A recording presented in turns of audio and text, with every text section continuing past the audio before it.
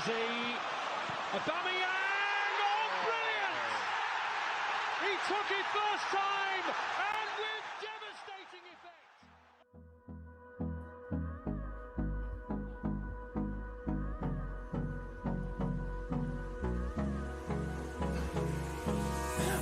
Put through by Steve Bold, would you believe it? I don't want to waste what's left. The storms we The chase. game, according to the referee, and Bergkamp certainly life in hand. No, I don't want to waste what's left. And on we'll go. Henri, what a goal! Dance through the highways till my shadow turns to sun rays. And on we'll go. He's in again, pushed out by Bartes, Wiltor!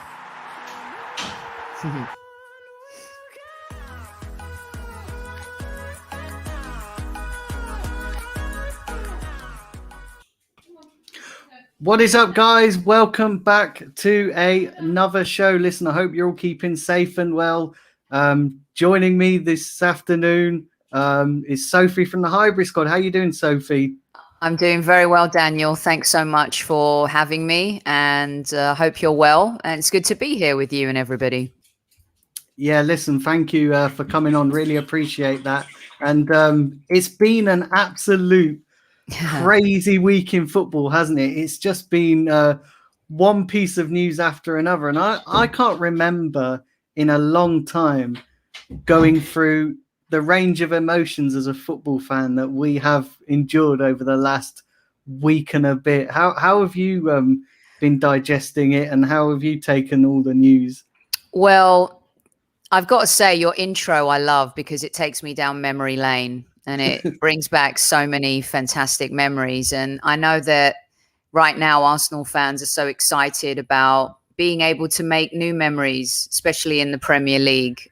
This isn't about the FA Cup or Europa League. I think we all know that we're a really great cup team. But I think what last week did was just remind me of how far we've fallen, but also how much we desperately want to get it back. And if we all come together as fans, there's so much that we can do.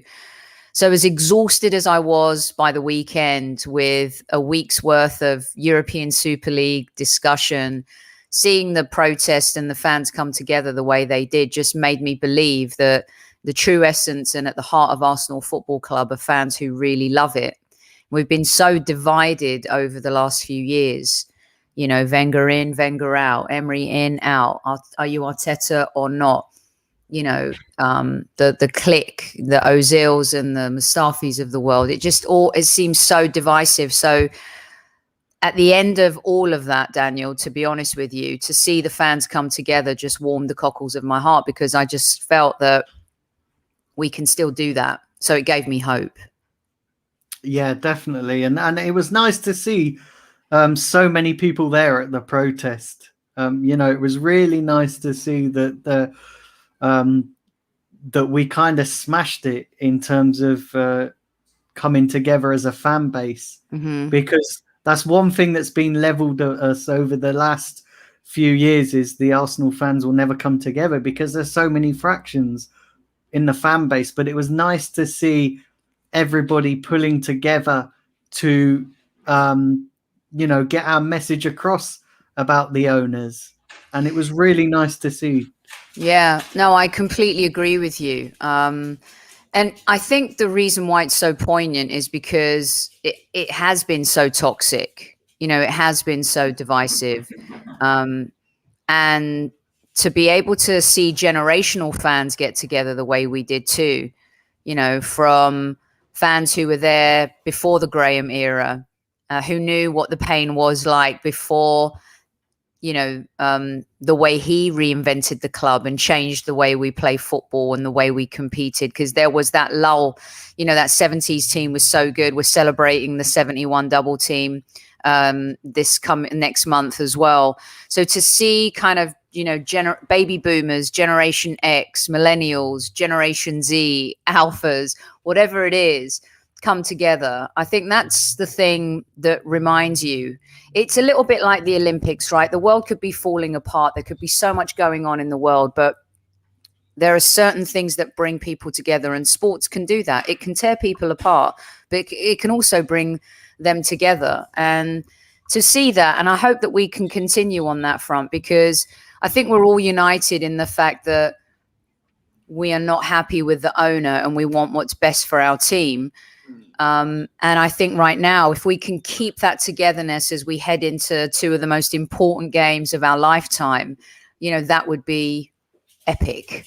So that's what I'm hoping for. I'm hoping that this can continue to bring people together, but we all know, and doing podcasts, as you know, Daniel, it's really tricky to continue that positivity, that togetherness, because in the end, there's so much going on that tears people apart. And unfortunately, for us as a club, we have some very important moments coming up in the next few weeks, months, in terms of how we move forward. So I just hope that we can stick together. Yeah, and I do. I'm one of these people that I like people to be getting on. Do you know what I mean? I don't like seeing all these fractions. I don't like, I kind of look at the Arsenal fan base as, like we're all friends. Do you know what I mean? We all support the club. There's no point in fighting with each other, and there's no point in pushing agendas or anything, because we all want what's best for the club. Now, yes, I understand that people have different opinions on certain things, but that's fine. That's fine to have an opinion, but it's when people take it over the top. I don't like seeing that. And it was so nice on Friday to see everybody, whether you're Arteta in, Arteta out, whether you're Kroenke in, Kroenke out, the majority are Kroenke out. It was nice to see that they're all just pulling together. And we've not seen that for an awful long time, which is, and I've said yesterday on yesterday's show that the one thing that Stan Kroenke has done is unite the fan base, whether he wanted to or not, but he's managed to do that. Well, because a lot of the times out of adversity comes true change, or out of adversity comes togetherness. I liken it to family, right? We all have families, and sometimes our families, we have ups and downs, and there are people in our families that, could be a bit shady or dodgy. But at the end of the day, if a family member, needs help, or there's something going on in their life, that bloodline kind of pulls you together. And for us as Arsenal fans, that bloodline is the badge and the club. Yeah. And no matter who wears, look at us, right? We don't support Arsenal because of Frank McClintock or, Geordie Armstrong or Thierry Henry or Dennis Bergkamp or, Alexis Sanchez, Mesut Ozil, Liam Brady, Tony Adams, Dennis Bergkamp, Thierry Henry. We support Arsenal because we love Arsenal Football Club, and we hope that whoever wears the shirt and represents the badge does it with the same kind of love and integrity that we have as fans. Now, sometimes that comes off and sometimes it doesn't, and at the end of the day, you're always going to support the club, right? Doesn't mean that you support the owners or like the owners, but what you love is Arsenal Football Club. And Arsenal Football Club existed way before the Kroenkes came along. It existed way before Usmanov. It existed way before David Dein, Arsene Wenger, Peter Hill-Wood, all of these people. And what we love is, it's like church, right? People go to church. They love to go to church. They pray. They have family there. They have a community. But at the end of the day, the relationship is between them and God or them and the church. And Arsenal, for a lot of us, is our church. And so for me as a fan, I just support the club. And I try to support as many players who play for the club and the managers who manage the club. But I'm also well within my right to criticize the players or the manager. That doesn't mean I'm a hateful person. That doesn't mean I want them to lose their jobs. It just means that as fans, we watch the game, and sometimes we love what we see and sometimes we don't. And yes, a lot of people have been disrespectful over the years, but if you can be respectful and criticize and give your opinion because you love the club, I think that's okay. You know, you don't have to, doesn't mean you're a hater if you criticize Arteta. You know, it doesn't mean that you want him fired if you think that he picked the wrong team against Everton and he shouldn't have played Xhaka at left back. It just means that you're saying what you see. And what you see is the result of, in turn, of what you end up saying. So it's such a weird universe that we live in sometimes. And I think a lot of it gets lost because of that social media component. But at the heart of it, I think we're just fans who love the club, you know? Yeah. Sophie, what did you make of this whole Super League business? Because it came out of, I know that it's been, it was talked about, and we've seen it crop up before, but it came out of nowhere, didn't it? Last Sunday after the Fulham game, I remember watching that game, and that game was completely dire. And then straight after that game is when it started to emerge, and it just took off in a way that I didn't even expect it, you know. And as much as I disagree with the Super League proposals, and when it first came out, I was like, listen, let's try and all take a breath here, see what they're proposing. Because when it first came out, I think it was about 4:00 or something UK time that it was announced that there was going to be an announcement later. And I said, listen, let's all just take a breath, see what they're proposing. Let's just wait until we hear more information. And then as soon as it come out that they released the information, I just spent the whole day after that. I went through like several lots of emotions. So the first time I was sort of like, okay, maybe let's, it's not such a bad idea. Then as it sunk in, I was like, something doesn't fit right. And then as the day wore on, I was like, this is really not right. This is ruining the whole thing of football. So what was your take on it, and how did you see it? Yeah, well, let's be honest. It certainly didn't come out of nowhere. I think what happened here is, in a time where everyone's focused on the Champions League, semi-finals, Europa League, and also knowing that Champions League, UEFA were going to come out with their revamped version of the Champions League, it seemed like the best time for these clubs to test the market, if you like. I don't believe for a second it came out of nowhere. I think this was a beta test, a little bit like when a company sets up a new app or a website. They get a focus group to try it out. Give us your do's, don'ts. You got the questionnaires you like, you don't like. Because the way they did it was clearly the players weren't informed. The managers didn't really know what was going on. It was a shame that they threw their managers and players to the wolves to have to answer the questions. Kind of a complete disgrace. But they knew what they were doing. And the reason, one of the key indicators as well is knowing what they were doing was the fact that you had, and I say this not because it's Spurs, right? But who sacks their manager a week before a cup final and thinks they can get away with that, right?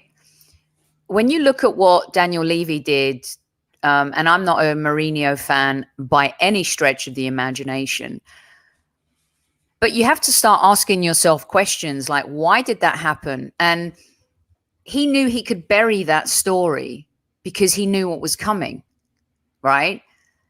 Mourinho gets sacked on the same week, the same day. I can't remember if it was the day before that the European Super League was being announced. He knew he could do that because it would be a secondary story. Because as we've seen, the European Super League, especially in our country, the biggest football disruptive moment since the inception of the Premier League, Sky Sports taking the TV rights, and the evolution from Division 1 to the Premier League. So they knew what they were doing. It was a calculated move. It was a way to test the water. They were able to say, this is what we're thinking of doing, because they always had that caveat that it's not happening yet. And so the duplicity behind it, the audacity behind it, and the fact that managers like Solskjaer and Guardiola and Thomas Tuchel and Arteta were not informed is completely glaring. The owners got together. They've been planning this for a long time. The Super League is not a new discussion. Even David Dean was talking about this in the 90s.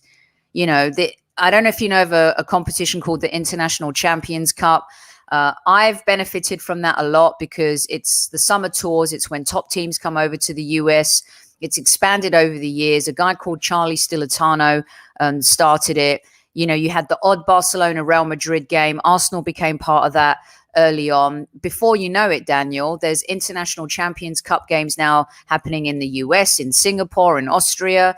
You got Liverpool going to Australia. It was almost like that was the test water of what could we do to expand the game? What could we do to monetize the globalization of football and try and get fans to buy into it? Because their ultimate goal is a little bit like the NBA and the NFL. You have that extra game that, you have Arsenal maybe playing Barcelona in Los Angeles, or you have Real Madrid playing Bayern Munich or Bayern Munich weren't part of it, but you have Real Madrid playing AC Milan, in Seoul.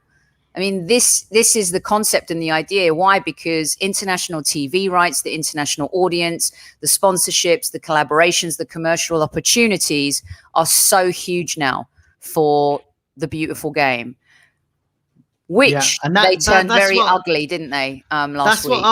That's what I was worried about, because when it first come out, I said I am worried for someone who is a season ticket holder like myself, and for somebody who goes week in, week out. I follow this club home and away, and if they move it over to America, that's going to be incredibly hard to do that. As much as I love America and I've got friends over in America, there's no way I'm going to be flying out to America each week just to watch the Arsenal play. Daniel, I live here. And, I, along with a lot of Arsenal fans who are part of Arsenal America or the branches, they travel to Europe to watch Arsenal. Why? Because that's the juice. That's the adrenaline. That's the beauty of it. You go there for the experience, to have a pie at Piebury Corner, to get your to go to the fish and chip shop on the corner of Avenel Road, to do all of those things. That's part of the experience. Yeah. You can't do that here. And look, I love it when Arsenal come here. I was able to meet Arsene Wenger, talk to the players, do some great things on 2 different tours. But I don't want to watch Arsenal playing Tottenham here or Arsenal playing Manchester United here. And I don't think any Arsenal fan in America wants that, because the beauty of it is going there for the experience, because you want to live and breathe that culture. But we've seen the NFL, now move to Wembley Stadium. The Jacksonville Jaguars might actually host all of their home games at Wembley Stadium, which is what's being discussed right now. And so this concept of globalization, not everything has to be that way. Have the odd game here and there, of course. But when it comes to competitive football, also, Daniel, do you want to see Arsenal v Barcelona every other week? Nobody wants to see that. No. Do you know the thing is that will take, for me, and one of the interesting things about this is when I saw the teams that were being linked to put in it, I sat there and thought, yes, great, I want to see these big teams play each other. And then I saw the proposal, and I was like, this doesn't, it just doesn't make sense. And anybody who follows my channel knows that I have moaned and bitched about the Europa League Summit Chronic and said I'm fed up with it, fed up with seeing these same, poor teams week in, week out. I want to get back in the Champions League. But when these Super League proposals come out, I was like, I don't want to play those teams without having earned it. Because let's be honest here, we haven't earned it. We haven't earned the right to be at the top table with those big teams. And the fact that they were proposing that we were going to buy our way in, it just goes against everything that Arsenal Football Club stands for. Well, it just reminded me of a few, Hollywood is very on point when it comes to movies of the future. I mean, it may have been a dodgy movie all those years ago, Demolition Man with Sylvester Stallone and Wesley Snipes, and Sandra Bullock. But the message of the movie was, if we're not careful, we end up living in a totalitarian society because money can buy power and it can dictate many, many things. And at the end of the day, nobody wants to live like that. You want to earn your way, right? And some people say, well, look what's happened to Manchester City. They bought their success. Chelsea bought their success. Well, owners bought the teams, but owners also invested in that success in a system that promoted competition, right? So, for the first time in his career, Pep Guardiola didn't win a trophy with Manchester City a couple of seasons ago, which showed you that money doesn't always buy the success. Does it help? Absolutely. It's changed. Chelsea hadn't won a league in 50 years. Abramovich comes along and, they have tremendous success, but they also had success when Gianluca Vialli was manager and Ranieri previous to that. So, but at the end of the day, you want competition. Look at Leicester City. Leicester City would never have been able to win the Premier League if we were living in that universe, right? And Leicester City have won the Premier League prior to Arsenal. And I understand people saying that Arsenal don't deserve to sit at the table. But I'm not sure I completely agree with that, because you look at the history of a club, you look at their success, you look at what they've brought to the table. Arsenal Football Club may not be a great Premier League team, Daniel, anymore right now, but they're still a great club. The club still has brand equity, right? The club still has history, pedigree, a winning culture. People can say what they want about us in the Premier League, and it's all true. We haven't won it for 17 years. But in our darkest days, we've won 4 FA Cups. I think Everton Football Club would love to do that. Tottenham would love to do that. You look at Leicester City would love to win the FA Cup this year, even though they've won the Premier League. So you have to be able to kind of compartmentalize things. If anything, the team that really didn't deserve to be sitting at that table is Tottenham. What right do they have to be in? Just because they have a shiny... Listen, this shiny new stadium that they've built is like their trophy.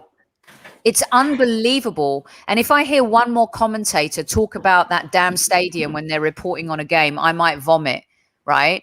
But, Inter Milan, they did the treble with Mourinho. They've won multiple trophies. AC Milan, they've won trophies. I mean, these teams that are involved have won, and they have history and pedigree in Europe in their own leagues.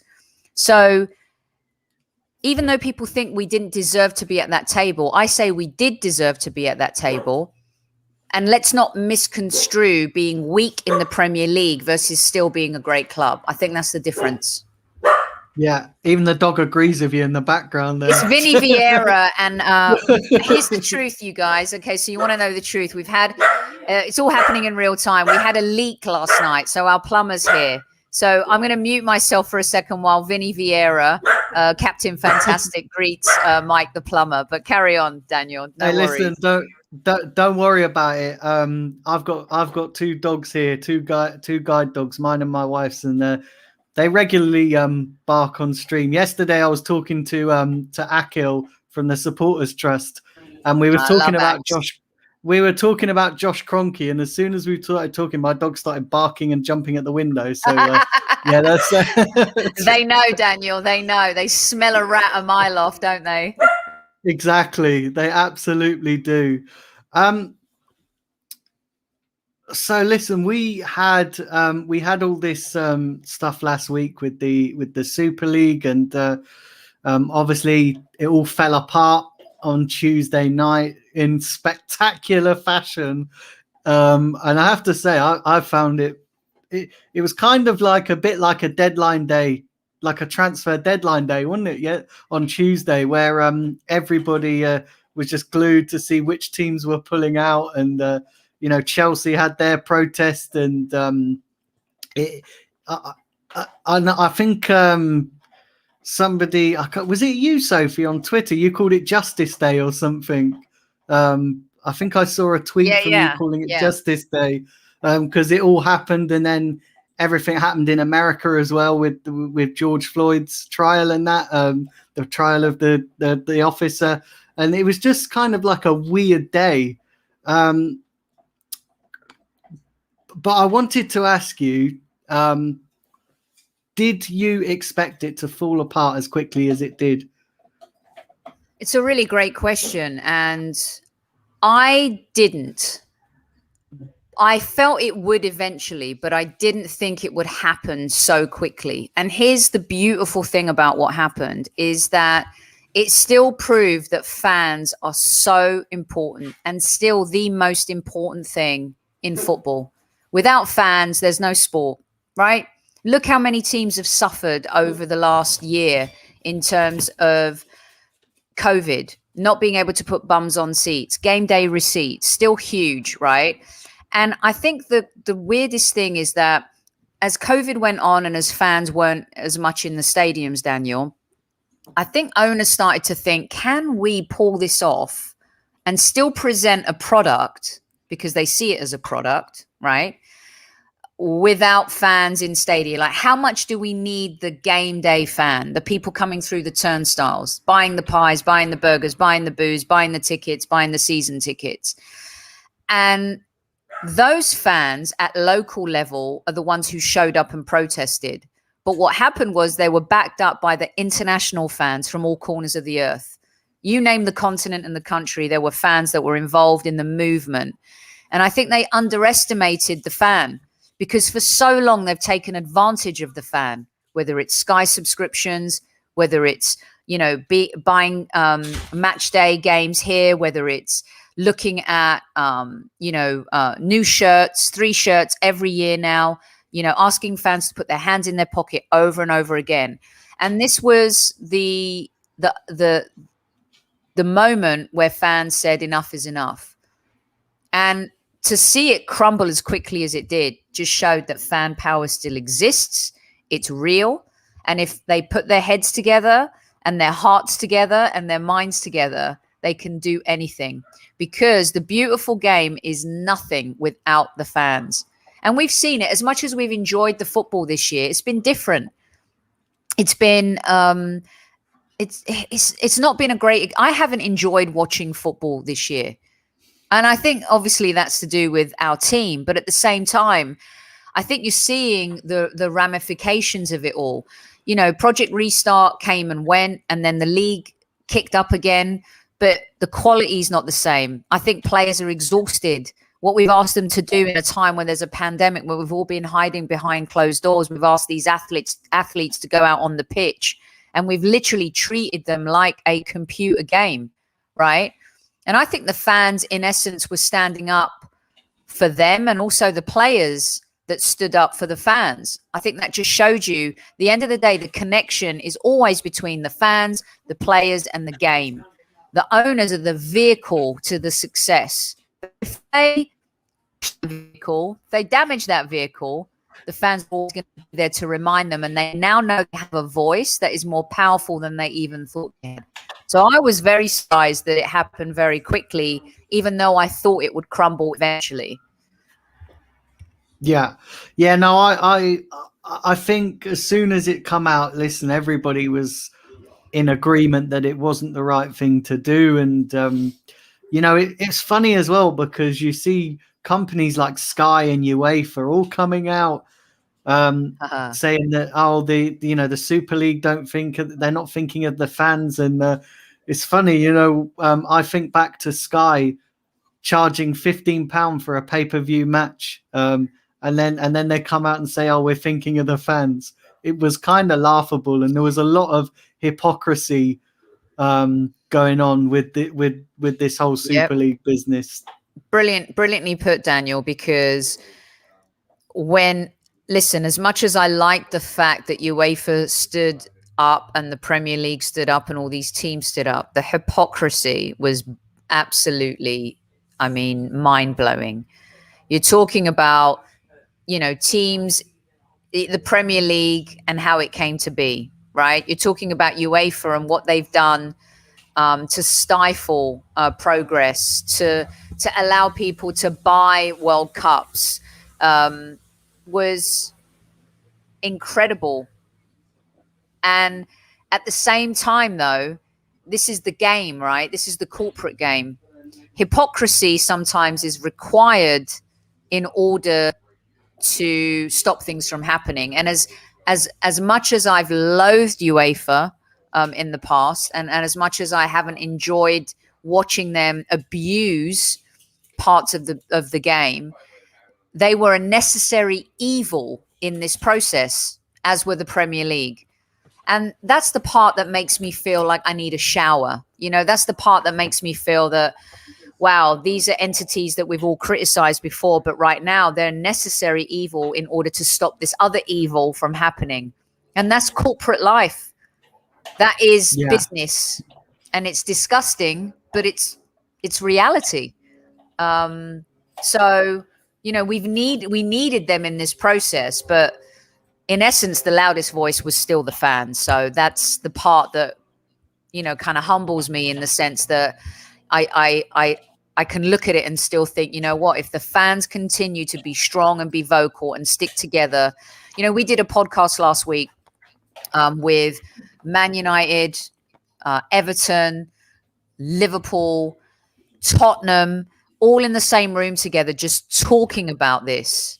And the fact that we can all come together, even as competitors, and we can hate each other for 90 plus, extra time, VAR time, is an incredible thing. So I think if we keep that focus, and if we're lasered on that, then we still have a shot at keeping things as they are.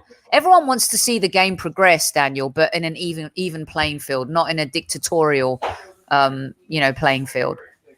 Exactly. Absolutely. Listen, big up to everybody in the chat. Do remember to hit the like button and subscribe if you are new to the channel. Let's talk about Josh Kroenke and the fans forum. What did you make of that? Because we all saw the transcript that come out. What did you make of that? What did you make of what he said? Yeah. I just want a shout out to Shep right here, who says, Sophie, your dog moves quicker than Xhaka. I think that's true. I'm telling you, Vinny Vieira could be the left back stand-in for Kieran Tierney, no problem. Josh Kroenke. Okay, I think Josh Kroenke, and I say this loosely, is a nicer person than his father, Stan Kroenke. Because I think Josh truly loves sports, whereas Stan is a lethal businessman. You're talking about a guy who ripped the heart out of St. Louis, took the Rams away, destroyed local businesses.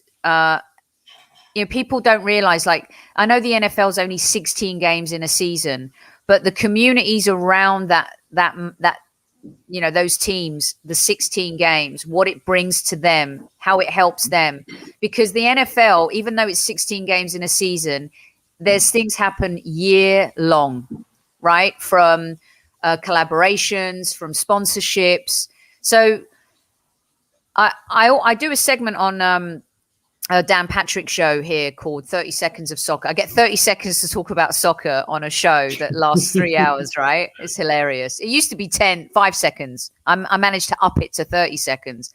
And one of the guys on the show, who's a really good journalist, Andrew Perloff, otherwise known as McLovin, said when this was breaking last week, Stan Kroenke doesn't care about his teams here. Why would he care about some team in Europe? And that's true. His goal was to move the Rams to Southern California, back to Los Angeles, to build this stadium that, if you see it, it's like something out of a Star Trek movie. It's incredible. It's ridiculous. Half of it is built actually into the foundation of, I don't know if you call it foundation, but the earth, right? It's like half of it is in the ground. It's completely insane. And so, you know, Josh, however, is really into sports in the sense that he's taken the Colorado Avalanche under his belt. He's also taken the Denver Nuggets under his belt. And both of those teams are doing better than any of Stan Kroenke's teams have done in those two leagues. But it's not because of Stan, it's because of Josh that those things have been happening. But there's also been a lot of apathy towards those teams over the years, Daniel. The Avalanche were a storied franchise. They've won the Stanley Cup. But, you know, they didn't care about it for a while. The Denver Nuggets now over the last 2 or 3 seasons are back in the game. They're 4th right now in their conference. The Avalanche are probably going to make the playoffs. So that's because of Josh, not Stan. Also, he's married to one of the Walmart heirs. His money just doesn't end where he starts. Their money is ridiculous. You're talking about one of the richest families in not only America, but the world. These guys have dollars. They could go tomorrow, okay, and buy Haaland and not blink an eye. Yeah. But they won't do that. Do you know what I mean? So whereas City's owner would do that, whereas even though the Glazers have been terrible owners, if you know, according to Manchester United fans, they're still second in the league. They've bought Pogba. You know, they bought Bruno Fernandes. They've invested in the team. You could say what you want about John Henry in Liverpool. He still went ahead and he bought 72. He paid 72 million for Virgil van Dijk. Everyone laughed at them for spending that money. Then he went and spent 60 plus on Alisson, changed their fortunes. So the difference is that our owner cares where he wants, but doesn't put his money where his mouth is. And if you just stop telling Arsenal fans you're going to invest, then maybe the rhetoric and the dialogue and the narrative would be different. You know what I mean? So they have the money. They just don't spend the money. And Josh does love sports. And I tell you something, the more he's involved, and I say this loosely, the better it will be. But how much his dad is letting him take over the reins completely, I think that's a totally different conversation. And that's the thing, you know, look, a lot of people, I've always said that Josh is the best of a bad bunch out of the Kroenkes. Having said that, I thought that what he said in the fans forum just showed how much out of touch he is with football. And you know, the comment about not being able to communicate with the fans because of the pandemic, I'm still scratching my head at that, because everybody's using Zoom, and you know, look, we're opposite places. You're in the States, I'm here, and we're doing a show. So I just I sat here and I scratched my head at that comment that he made. But how ill prepared was he? Right. I mean, my background, my bread and butter that pays the mortgage or has paid the mortgage over the years is PR. Right. And who let that happen? Right. Because at the end of the day, I want him to be organic and I want him to be natural and I want him to say what he wants. But to actually not be prepared enough, he's going on a call with the Arsenal Supporters Trust. It seemed like he was so ill prepared for that moment. So as much as I respect our PR team, and I think there's incredible things that they do, how ill prepared was he for probably the most important call he's had in the last few months? To endear himself a little bit more, to really talk from the heart, to really kind of roll his sleeves up and be honest. And I think that there was such a missed opportunity when you had the Arsenal Supporters Trust to really say, you know what, we've effed up. We haven't done things right. This was a monumental mistake. We were part of it, yes. But to kind of like have Vinay say, we just joined at the very end. Shut up. You didn't just join at the very end. What do you think we are? We may have been born yesterday, but we weren't born last night. I don't know what that saying is, but you can correct me here. So it's like, don't treat Arsenal fans like they're idiots, because Arsenal fans and football fans are not idiots.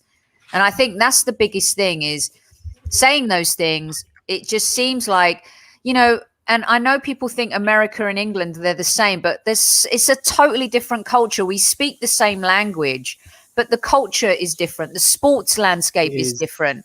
And it is very different. And Daniel, it feels like nobody has really ingrained them and taught them. And I don't care what anyone says, and I'm not defending the Cronkies by any stretch of the imagination here, but like, get them a little bit more in tune with what's happening. Be bolder, be stronger.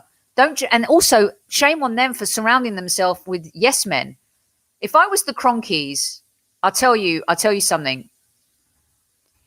They have an opportunity. And we can talk about that, because I'm sure you're going to ask me about the Europa League. But they have an opportunity to do something completely different here. And it's down to them to do it, And I feel like they're just surrounding themselves with yes people who tell them what they want to hear. And we're not moving forward. We're not elevated. Roman Abramovich at the end of the day is the boss at Chelsea, but he's also surrounded himself with some very strong characters who run the business and make a lot of decisions. And I think Arsenal can learn from that, because you can blame the Cronkies all you want, but our executive team and our board have also let the club down in many ways. They've mismanaged the business completely. Yeah, I agree. And, as much as I don't like the Cronkies, you can't overlook the fact that people below them, that they have appointed. Yes, a lot of people will say that they have appointed poorly, but I genuinely believe, and it's just been even more confirmed in my mind over the last week, that they are clueless when it comes to football, and when it comes to not knowing what the fans want, and when it comes to following the mood of the fans. They are absolutely clueless. And I think when you've got people, going to them, and I genuinely believe this happens, when you've got people going to, hey, listen, Stan, I'd like to, I think Arsenal should sign this player. They haven't got an absolute clue. They're just going to turn around and go, yeah, okay. When we're probably sat there screaming, no, don't sign this player. He's absolute rubbish. But they're probably thinking that the team are coming to him with a world-class player.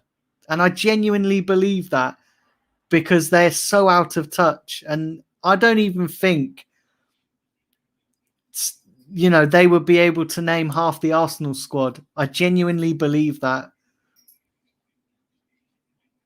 Well, look, there are some owners who are engaged in the sport because they love it, and there are some owners who are engaged because it's a business, right?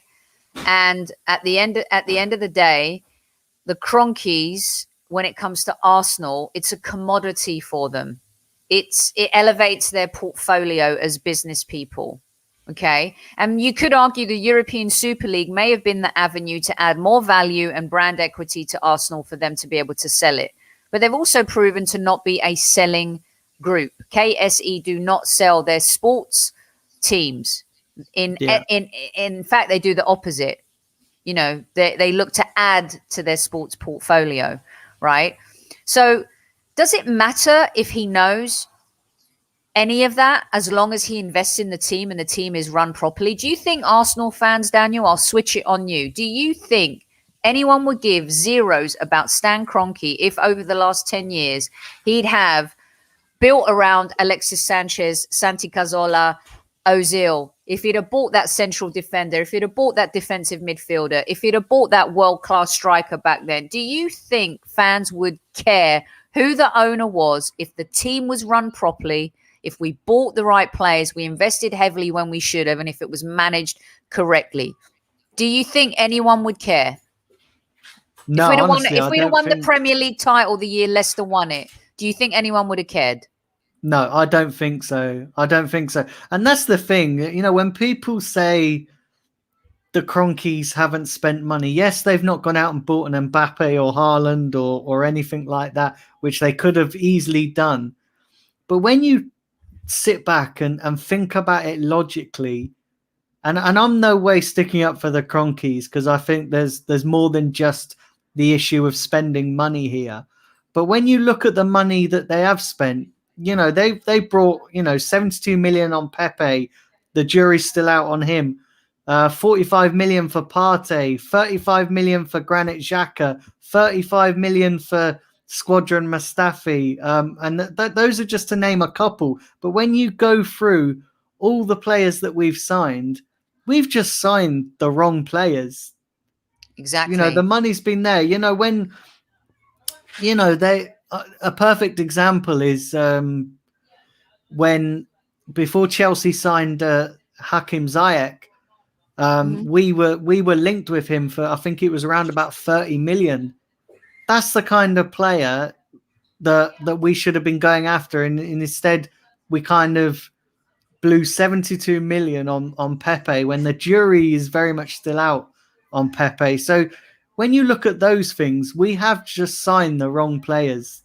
So brilliant point.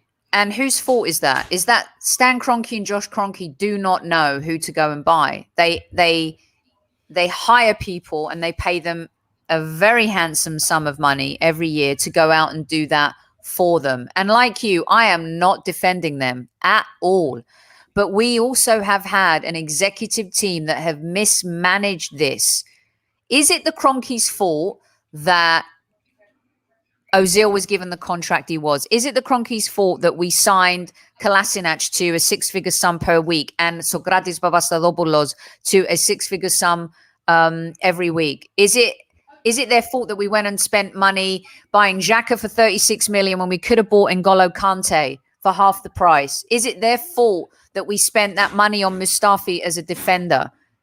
Is it their fault? I'm asking this genuinely, and this is coming from a person who does not want them involved in the club at all. Manchester City, who are labelled, this, yes, they've spent a tremendous amount of money, but their club record signing is £64 million. Ruben Diaz. We spent more money on Pepe. Yeah. Yeah, and it's not. I don't genuinely believe it's their fault. I just my biggest gripe with the Cronkies is that you never hear from Stan, which is, in my opinion, is one of the biggest problems. I know that there's people that think actually when you own a club, it's not necessarily you don't necessarily have to come out. But listen, I think when you own one of the biggest football clubs in England, you should come out and be front and center, especially when the proverbial shit hits the fan. You need to come out and front that out, especially when you're part of a scenario such as the Super League. And I know he sent Josh to be on these calls and to front it out, but listen, ultimately Josh doesn't own the club. It's Stan, and I think that he should come out more. That's my biggest gripe with the Cronkies. What difference is it going to make if they come out? The reason why we want them to come out, I'm going to have to move rooms here because, as I said, I got a water leak and I've got someone here fixing it, and I'm so sorry for the background noise, you guys. So bear with me, okay, as I move rooms right here. But what's the difference? Yeah, no worries. What's the difference, Daniel? The reason why we want to hear from them is because we've been so terrible, right? And that we've mismanaged our business so greatly, right? And so, for so many fans, they want to hear from them because of the fact that we're not doing well. Whereas, if they were good owners and they were investing in the business the way they should have, no one would really care, right? So do you hear from, some people may move from a Galaxy phone to an iPhone, but they don't hear from the owner of Apple, right?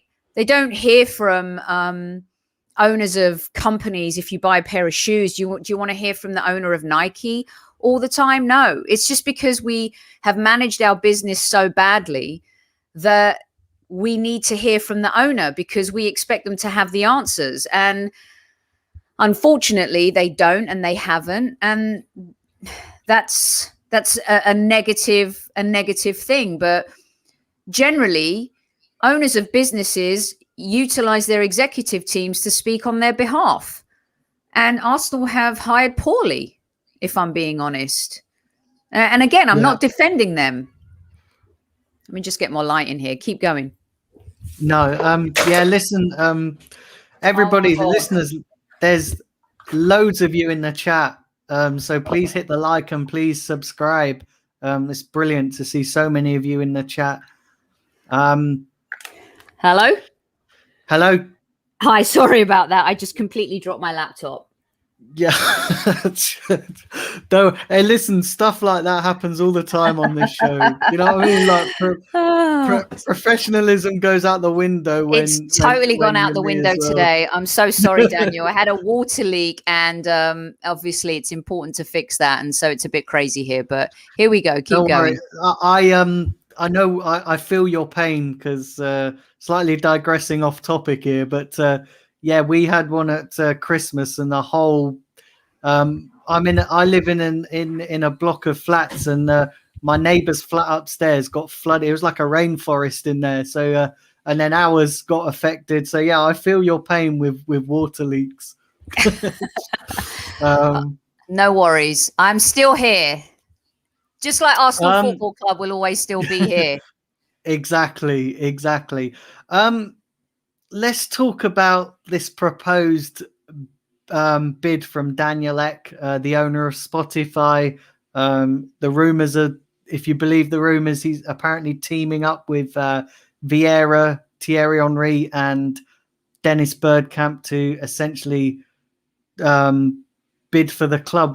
What's your initial thoughts on that? Because there's part of me that would love this to happen, but then there's part of me that, are we just going out of the frying pan and into the fire when it comes to changing ownership? Well, look, the truth is billionaires have self-interest, right? And I was talking to Paul Ross about this on TalkSport last night. Moving from one billionaire to the other doesn't necessarily mean that it's going to be the answer to our problems. You know, just because you loved watching Arsenal growing up and Anders Limpar was your hero, does that make you the right person to take over Arsenal Football Club? We don't know that, right? And we won't know that. But he's also, the Kroenkes have a lot more money than the Spotify owner.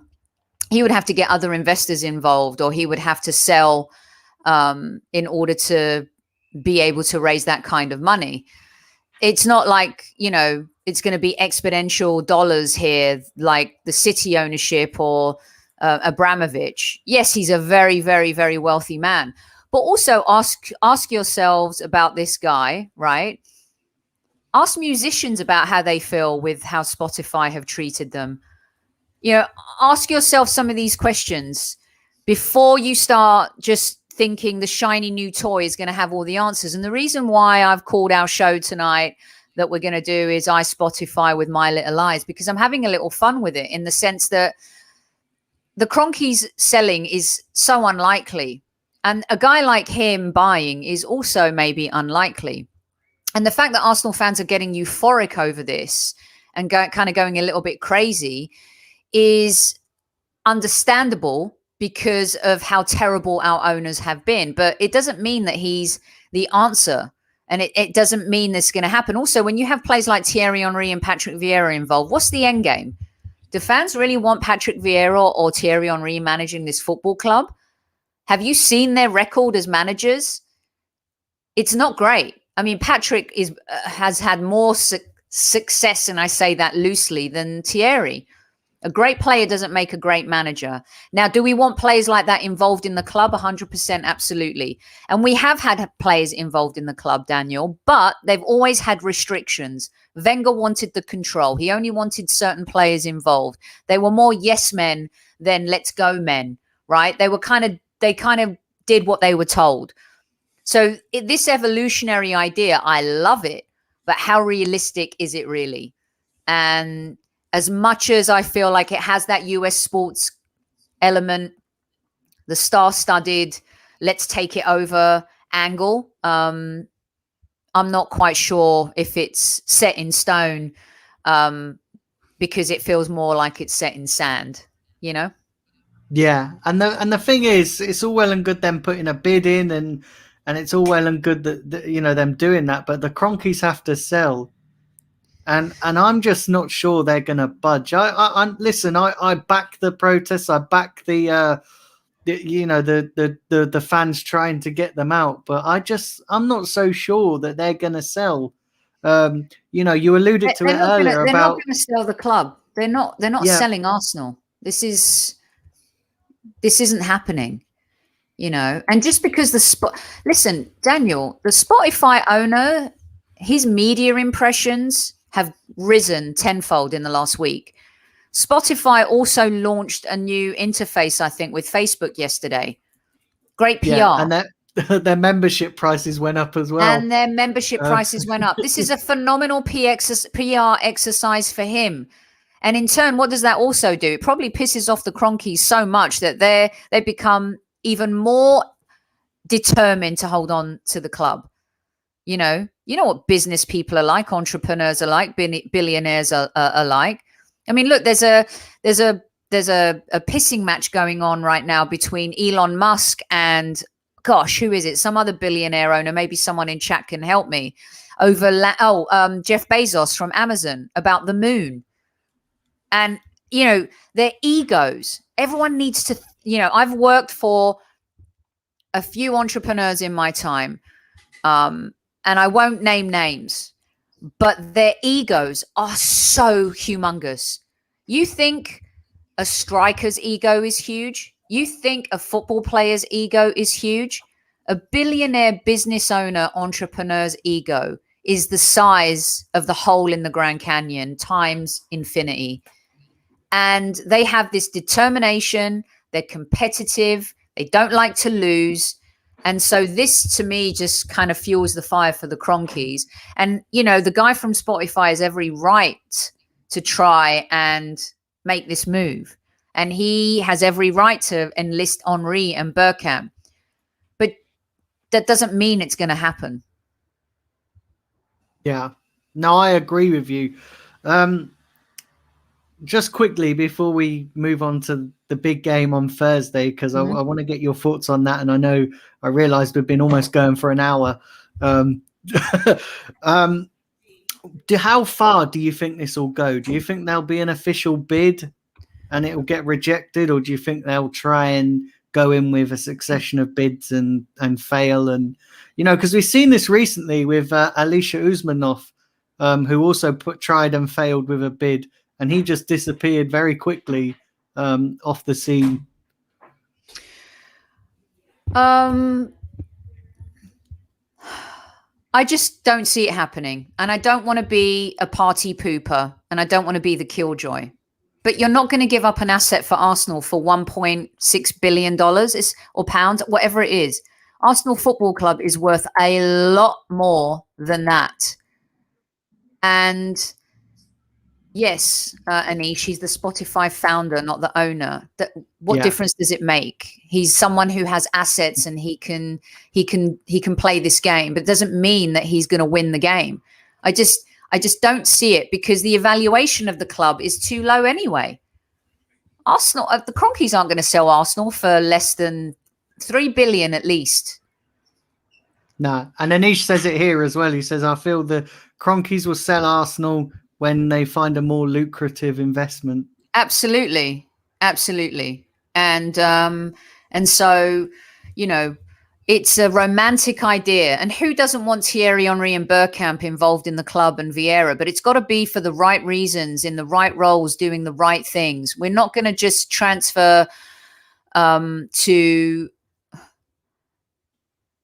being a club that, I don't know. I just think that if you're going to talk about ownership, right, I think there's bigger and better than the Spotify founder. That's just my humble opinion.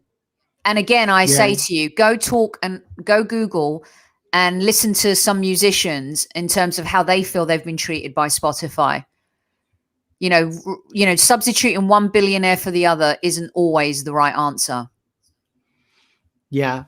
And I know, listen, I can see Taib as well mentioning Dangote there in the chat. Listen, I'm not a big fan of Dangote just because I feel like he's all talk.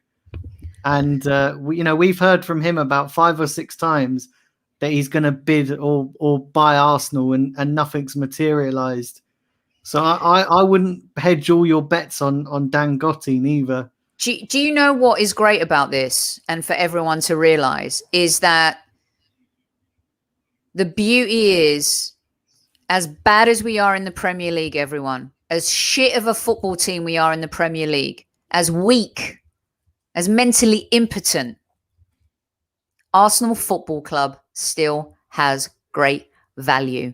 And that is because of the history, the pedigree, and the winning culture that used to be. And even in our darkest days, we won 4 FA Cups, as I said earlier, Daniel.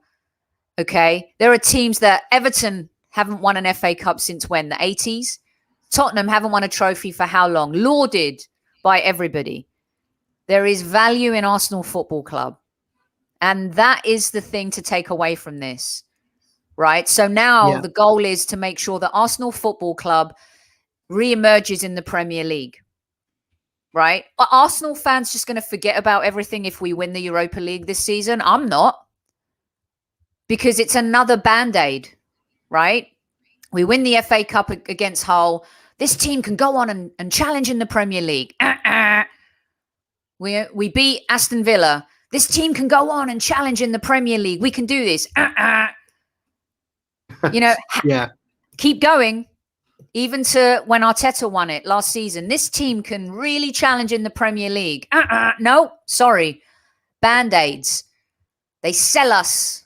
This is where the owners and the executive board have fooled us, because they then sell us on a dream that we can compete in the Premier League, that we can reignite our competitive spirit, challenge again. And it's all bullshit. That's the difference. That's the gap that has to be closed. You go win the Europa League. Now go buy me 4 players who can win us the Premier League. Go match Saka, ESR, Tierney, Partey, Gabriel.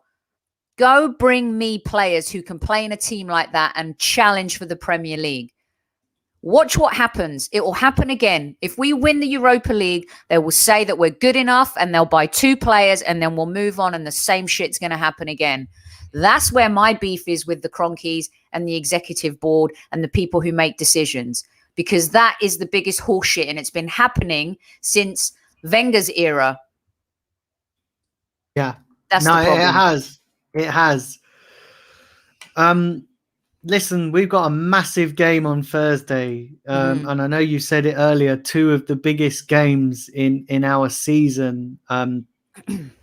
Are you in any way confident for this game? Because listen, we had another poor show on Friday against Everton.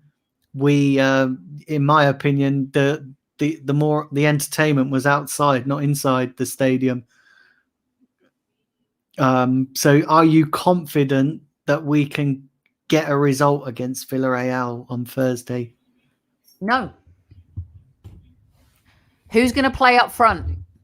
Is Aubameyang going to be fit? And what Aubameyang are we going to get? Is it the old Aubameyang from 2 seasons ago? Has he recovered enough? Is he well enough? If he doesn't play up front, who's he going to start? Is he going to play Martinelli up front? You know, who's going to play at left back? It can't be Xhaka, because we need a strong midfield. And Xhaka can't keep up with what Villarreal have to offer on that right side. So Emery is a specialist in this competition. And yes, we lost gloriously to Chelsea. Actually, not gloriously. We just lost to Chelsea. But he still got us to a Europa League final. He didn't win it that time. But he was at Sevilla for 3 years and won 3 Europa Leagues and destroyed Liverpool in that process. This is his specialty. And as much as we're cup specialists, we're going to have to be on our very best game in order to get anything out of this. It's not going to be easy. I like that we're playing the first tie away from home, I think that's important. But my goodness, I said a few weeks ago on Sky Sports News that without Tierney, it's going to be really hard to win the Europa League, to get all that, to have to cross that many games over a period of time to get there. And that left back position could be, where we win and lose this, which is why I think you either play Saka there. And I know Cedric had a nightmare there when he played a few weeks ago, but rather him there than Xhaka in that left back position, move him back to midfield. Ceballos is too much of a liability for me. It's going to be tough. Can we do it? Yes. Would it be totally Arsenal after having such a terrible season to do it? Absolutely. But we've got some issues. We've got a goalkeeper who's lacking in confidence. We have injuries at left back. We have injuries up front. Losing Lacazette to me is more of a killer than Aubameyang at this point. But if you're ever going to want your captain to show up and be healthy, this is the time. Yeah, definitely. And you mentioned there about Bert Leno. Do you think he should come out the team? Because I actually look at Bert Leno and I think that a lot's affected him this season. Now, I alluded to it, I think it was on Saturday or Sunday show, where I think that the whole argument between Bert Leno and Martinez, I think that's really affected him, because the way it blew up and then him having a poor season. Listen, I don't think we can solely blame Leno for our poor season, because let's be honest, the majority of the team have been poor. But Bert Leno now, I feel, needs to come out the team just to be taken out the firing line a little bit. But would you do that at this point in the season? Would you pull him out of a semi-final of a European game at this point? Are you really ready to put Matt Ryan into this match? It's not the League Cup. It's not the FA Cup. This is the semi-final of the Europa League. This is the last opportunity for us to get Champions League football next year. And if in training, Arteta sees that our backline is more confident with Matt Ryan, 100% do it. But it's a really big risk, despite how terrible he's been. Maybe that exercise should have started playing against Everton. Maybe that exercise should have been done earlier than this Thursday. Yeah. I get your point. I think the thing is, I would try Matt Ryan maybe in this game, just because it's the first leg. The second leg is always more intense, isn't it? Mm-hmm. Because everybody, you kind of know what you've got to do in the second leg for both games. So I'd be inclined to try it in this leg than the second leg. Why? Just because I feel that Bert Leno at the moment is not too far away from a mistake, and you can see that his confidence is dipping. And I just feel that with Matt Ryan, I think he might be able to offer us a bit more. Bert Leno can have this game off just to kind of get his head together a little bit, because I feel like his head's gone a little bit. Well, here's the truth of the truth. I'm back in light, you guys. I'm sorry about that. It's a bit of a hellish few minutes for me there in the dark and and dealing with everything that's going on in the house. But goalkeeping is every position is important. Having a confident goalkeeper is so important. So I hear what you're saying, and part of me agrees with you, because I think Matt Ryan is much more commanding in the air. I think his positional sense when it comes to set pieces, I think he has a more elevated perception of the game than Leno. But at the same time, you have to ask yourself, what that does to the team and the back line if you make that kind of change in this game. And listen, if Arteta feels it's the right thing to do it. And if you're going to do it, I say don't do it in the first leg or the second leg. Just do it now. Pull the Band-Aid off. And I think this is probably one of his biggest dilemmas as he's heading up to this game. And this is probably going to be the toughest choice that he has to make. Leno has not covered himself in glory. He has cost us games. But I think that plug should have been pulled a little bit earlier than this Thursday. That's all I'm saying. And to be fair to Leno, he's always playing with two different centre-backs. Arteta has never been able to find his, yes, we've had injuries, but the inconsistency is incredible. Who's he going to play? Is he going to play Mari and Holding? Is he going to play Gabriel and Holding? Is he going to who's he going to play? You never know. Cedric has one bad game. He's sent to, left back / I can play right back jail. I just don't get it. So I don't trust Arteta as much as I don't trust the players going into this.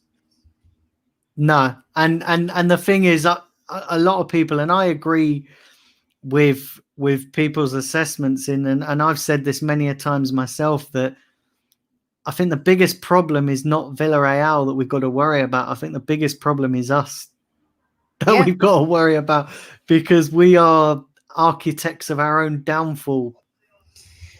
We have been, because we keep making so many mistakes, and part of our issue this season has been making mistakes. Leno cost us a point against Everton, but you could argue also that missing chances has cost us. It's a team effort. It's never one player's fault. And we still had time to equalize against Everton and we couldn't do it.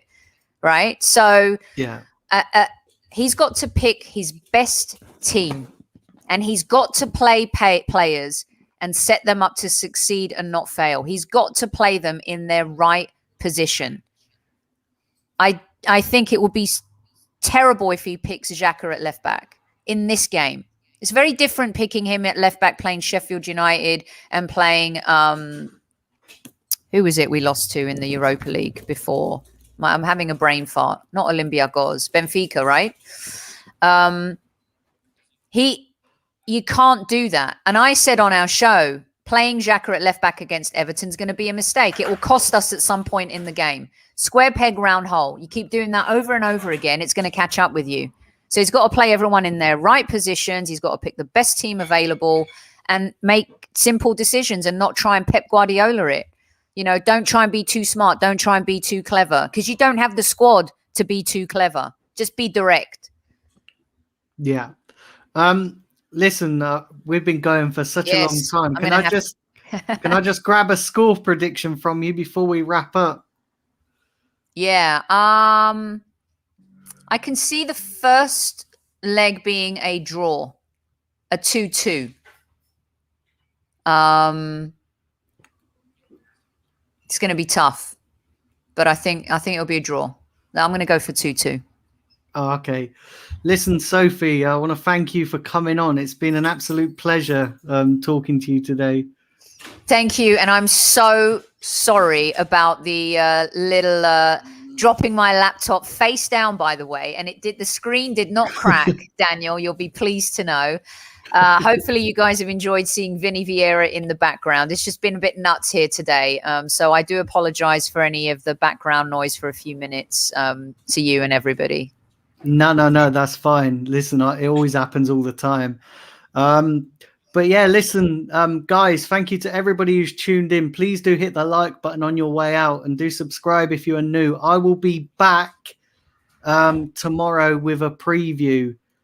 I'm not sure what time that is, so I'll have to keep you updated because it's a bit of a crazy day tomorrow. But I will be back at some point in the day with a preview. And then obviously the pre-match build-up and post-match shows on the match day itself on Thursday. Listen, all take care, all stay safe, look after yourselves, and I'll catch you tomorrow.